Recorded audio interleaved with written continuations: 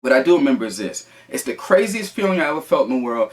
This was the first time I died, actually. The first time I pretty much was out of here. It went on to happen at least 2 other times. I think it's like 3 times I was like right there, like where I was done. And it's like, it was like, I've said in a previous video, go watch my previous video if you haven't seen it already. It was maybe, I can't remember how many times, dozens of times that, I almost got killed. Stupid stuff, whatever, things happen or whatever. You in certain areas, you don't always look for trouble. Might find you, something happens, or something happens that jeopardizes your life, whatever the case is. But this was the first time I ever experienced literally, dying.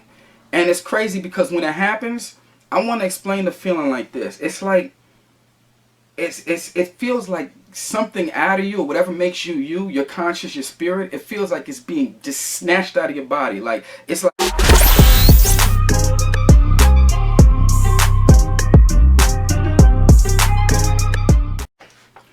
I want to welcome you guys back to another episode of LB Tales from the Hood. And in case you don't know, I'm your boy LB, bringing you these stories live and direct. Not so live because it's pre-recorded, of course.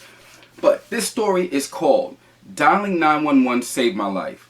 So this story takes place around the time I want to say 16, sometime around there. Maybe 15 going on 16 or 16.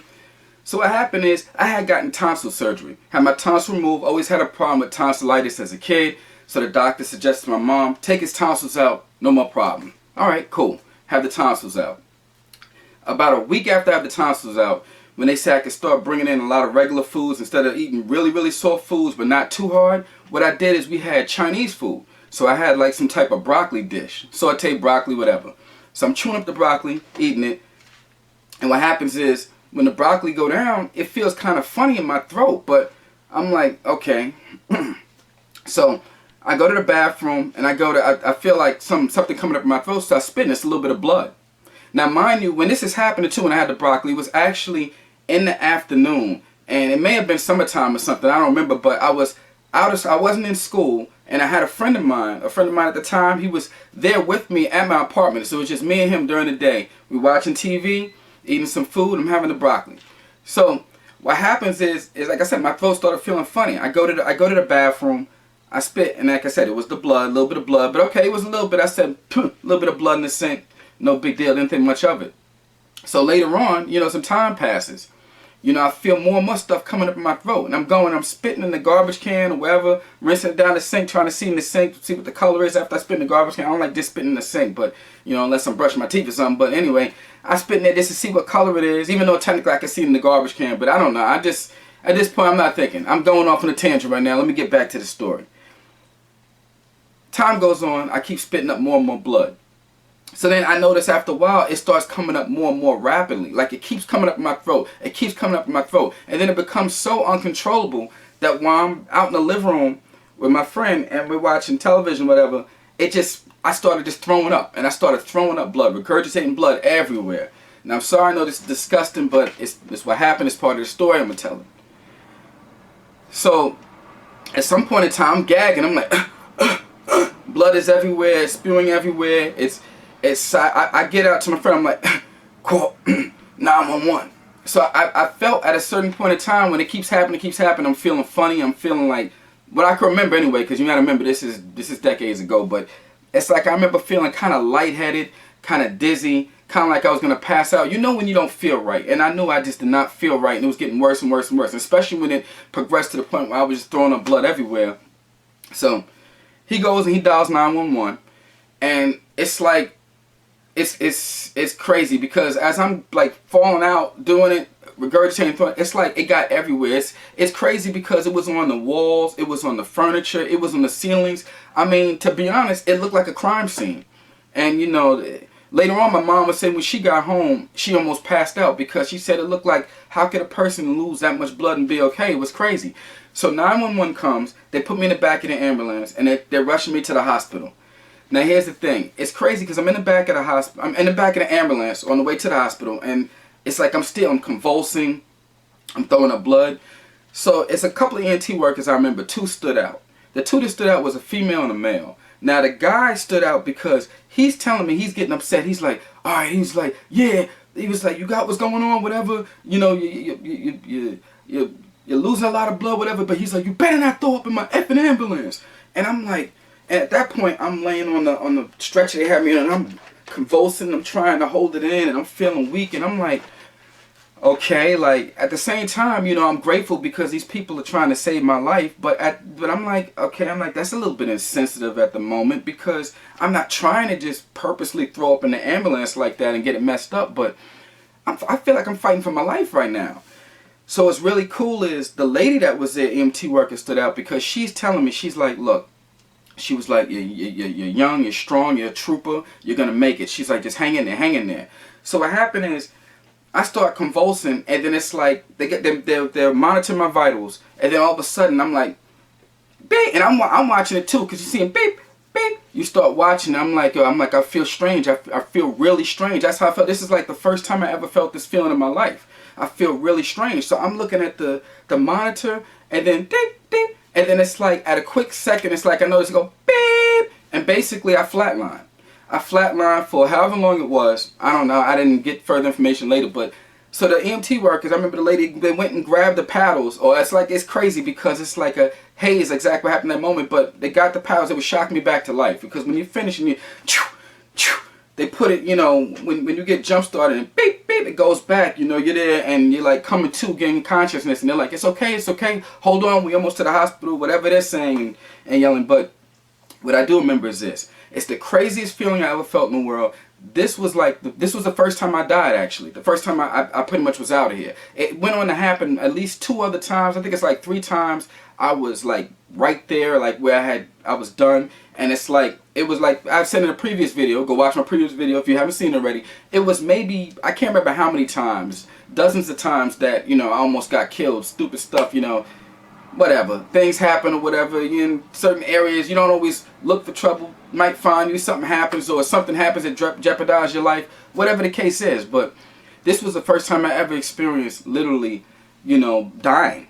And it's crazy because when it happens, I want to explain the feeling like this. It's like, it feels like something out of you, or whatever makes you, your conscious, your spirit, it feels like it's being just snatched out of your body. Like, it's like you see yourself, whatever's happening. I was laying in the ambulance, trying not to throw up in it, of course. But, and then next thing you know, it's like I feel like something reached inside of my body and was snatching my soul literally out of me. And it's like I was shooting somewhere, I was flying somewhere. And the crazy thing is, I don't know how many seconds I might have flatlined or whatever the case have. But what I do remember is this. People have written books, told stories about, you know, what happened when they almost died. They went here to the pearly gates, this happened. What I remember is, it seemed like I was back to when I was first in my mom's stomach. And I went back to a fetus, and I started reliving everything up until that time. Those 15, 16 years, however old I was at that time, I relived every moment. And it's crazy because I relived like 15, 16 years in the span of probably was maybe seconds or less when I had flatline and went under. And when I went through that, it's like it's like I was reviewing. It's like I was actually experiencing it almost in real time, but I was reviewing every wrong mistake I did or regrets I had or things I could have did better. And it's crazy because I remember coming back too. I said, I was like, I got a lot of changes to do. I'm like, you know, I was like, some things I had no control over, bad things that happened to me, but we cannot always control what happens to us, and we can't control other people, but we can control what we do. So then in that moment I realized, it's like an epiphany. It's like, I need to make the best choices I can. Excuse me. I need to make the best choices I can. I need to make better choices, and I need to make sure I make the most of my life, every single moment of it. So it's crazy. So like I said, in that time I got snatched. I felt like someone was snatching me away. And then when I came to, it's like all of a sudden I was just right there back in my body. And that span of 15, 16 years had passed. Every bit of my life, from being in my mom's womb to being born in the world to everything. And it's like I was experiencing it.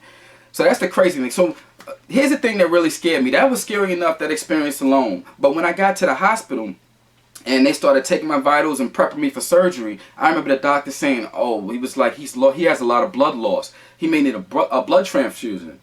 A blood transfusion. Let me get it right. Blood transfusion. So I was like, that's what scared me the most. I mean, it was, like I said, the experience was scary enough, but I said, I was saying to myself, I don't really want a blood transfusion, because if it saves my life, it saves my life. Don't get me wrong. I'm not ungrateful. But I'm like, if I get that, I've heard stories of getting tainted blood or different type of stuff, and you know, I was somewhat into spirituality at that point. I probably got more so into afterwards of learning some things, and I believe like the essence is contained in the blood. Like, you know, it's like part of your consciousness. Like, you know, it's like your spirit. So if you get blood from a person that, you know what I'm saying, for sources that if they're tainted, or let's say they have improper thoughts, imbalance, I'm like, you bringing that blood, that life force into your body, introducing it, it's bringing, let's say, additional like thought forms. So now I don't want to say spirit so much. I'm not getting too deep into it, but I didn't want to do that. And not that it could be tainted with something. Like, there have been times they actually injected, you know, all type of, they had tainted blood, had different type of bacterial or viral infections, whatever. You know, so hearing that, I became nervous of that. So, but anyway, I was like, these people are saving my life. I'm not gonna fuss. I'm gonna go with the program. Just not, you know, I'm not saying accept any old thing, but I'm saying that, you know, I'm just not gonna, you know, project my fears and worries and get crazy. I'm gonna relax and let the professionals do what they do. So they did the surgery, and afterwards they informed me that I had lost I had not lost enough blood where I needed that blood transfusion. They said I was like right at the threshold, and I said, whew, believe me, I was like, I mean, I always pray, you know, twice a day when I wake up and when I go to sleep. And you know, times in between the day too, but you better believe. You know, first shot I get, I was like, thank you. After I'm speaking to the doctors, I'm praying, I'm, you know, thank you, God, thank you. Thank you for saving my life. Thank you for me not needing the blood transfusion. Thanks for everything going well with the surgery. But, you know, it's funny, I didn't, you know, people brought it to my attention. I thought of it years later. I don't remember which one it was, but they was like, you know, I could have sued the doctor that did the tonsil surgery for malpractice, this, that, and the third. And I'm like, you know, they was like, yo, you could have got millions. And, you know, when you think about it, you know, sometimes that greed monster kicked in, like, yeah, you know, I could have sued, had millions. That could have been your opportunity to come on. But, you know, to be honest with you, nobody was thinking that at the time. And I'm kind of glad I didn't, because, you know, rather than say it's malpractice, things can happen. Nobody's perfect. And I'm like, the thing about it is, while it may have happened, I don't remember if that's the exact hospital I went to that saved my life, that I had got the surgery done. But the thing about it is, you know, the surgeon did maybe the best job he did, and an initial surgery of my tonsils. Things happen, and then these other surgeons and EMT workers and everyone there saved my life. So I'm happy to be alive, and I'm appreciative for that. Forget the greed, forget the money. That right there, I feel like each life is priceless. So they return something to me that's priceless. I have my life. I mean, you know, God first, of course, but you know, the work is here to here, and these people doing these jobs, you know, they help assist, you know, to save my life. So I appreciate that, and to me that's more repayment than they could ever give me. And this is one thing, like, you know, I always have respect for everybody, no matter what their profession or whatever it is, but I really in that moment gained a lot more respect for EMT workers. I mean, appreciation, I should say, not respect but appreciation, because I was respecting them, but I appreciated them more. And you know, even the one that got a little rude talking about don't throw up in this ambulance, I'm like, I'm not doing it on purpose, I'm dying here. I mean, that's what I'm thinking in my head. I'm like, I'm convulsing. I'm like, you see me dying. I'm up in here looking like I'm doing the Harlem Shake on the stretcher. I'm not doing this. Just, you know, I'm trying to hold it in. They got the can there. Like, we got a can right here. I'm trying to, but when you shake it, it's like, how do you aim? My soul's getting snatched away from my body. I'm trying to aim the best I can without just, you know, man, being out of here permanently. But, you know, for real, you know, shout out to all the EMT workers, people out there saving lives, because that's a rough job, man. There's some jobs that are really rough to do. And everybody, this is when you know you need to stay in your lane and know what you're built for. Because one job I'm going to talk about is firefighters as well. I have my god brother's a firefighter, and that's a rough job. And that's rough because of the simple fact that it's not enough to be strong. It's not enough to just be tough. Think about it. You have to actually run into burning buildings, a situation where your life, you know, is going to be on the line to save other people's lives consistently on a, you know, regular basis, daily basis. That's like, to be honest with you, I feel like I've survived a whole lot. I've been through so much. I feel like I can, survive almost anything. But to do that for a regular job, nah, man. I know what I'm built for. I'm not. I stay in my lane. That's a tough job, man. Like, if I happen to go by and I see something on fire, building, and it's like some babies in there, any man, women, and children, whoever, you know, somebody's like, oh, can I say such? So I hear some yelling and screaming. I'll run in there and do what I got to do and help save them or whatever to the best of my ability. Because I know if it happened and it was my family or anybody I cared about, I would hope that somebody would at least try to save their life. Now, I do that. But as far as doing it every day, like going out there, like we got the call, I'll come down to 16th Street, there's fire, and being like every day knowing that that's what you run into, I'm sorry, I ain't built like that. But I know, because I don't want to get in that situation and freeze up and not do what I'm supposed to do. I'm gonna just, let's say I want to just collect a paycheck and go there and be like, they pay pretty good, I'm gonna go there, and I'm doing it, and then I freeze up, and because that somebody died, something happened. Even if I would have lost my life, but the point is somebody definitely died, and you won't know if you don't run in there. That's not good, man. So know what you built for. Respect to, you know, the firefighters, EMT workers, everybody out there saving lives, man, because I said, I appreciate still being here, and that's why every moment, you know, people look at me like, no matter what I'm going through, I'm always going to have a good time. Good time or bad times, I figure the situation's going to be what's going to be. I'm going to think and find ways to make it better, but I'm not going to stress it, because every moment beyond that point where I first, you know, almost died at that point, it's like it's a blessing. It's like to me, it's almost like you're on, I guess, borrowed time, but I don't want to say, it's like every day, every moment that I'm breathing, I'm above ground, I'm still here. And those experiences make you appreciate life. Now, another thing is you got to be careful, because after like the second or third time, it was very scary that first time I almost died. After the second or third, you don't want to get cocky, because, you know, one time I was like, after the third time, I was like, yeah, you know, I took on death. I was at death's doorstep, and I felt the grim reaper coming, and I'm still here. What? You don't want to get a little cocky, because you don't want to take unnecessary risks and nothing like this. You got to always remember, stay humble, stay grounded, appreciate every second, because it's not about that. It's not about cheating death or beating death. It's about, another thing is I realize is, you know, the Most High is not done with me. My Creator, I have work to do here. So that's why I try to, you know, help as many people as I can, you know, move forward, live as positive as possible, and make the best of every moment. So no matter what I'm going through, I'm always going to have a good time. I'm always going to be smiling, because like I said, you can go through if you're going through negative situations, you can have a negative attitude, but how is that helping? That's piling negativity on top of negativity. So I stay positive through it, because I'm like, this too shall pass. I'm going to get through it. Stay positive. And another thing is, I don't want to be that one to take whatever negative things I'm going through and project it on others, because that's the worst to me. Everybody goes through something. Everybody has a story. Everybody has their ups and downs. But I'm like, if we take the downs we go through and cause that to cause others to try to bring them down and spread that negativity, to me, you're continuing the cycle of negativity. So you can't look at others and say, oh, I don't like how they acting over there. Over there they acting crazy, or, you know, the world is a crazy place. People are negative, but then when you're going through something, you're negative and pulling people down, you're adding to that cycle.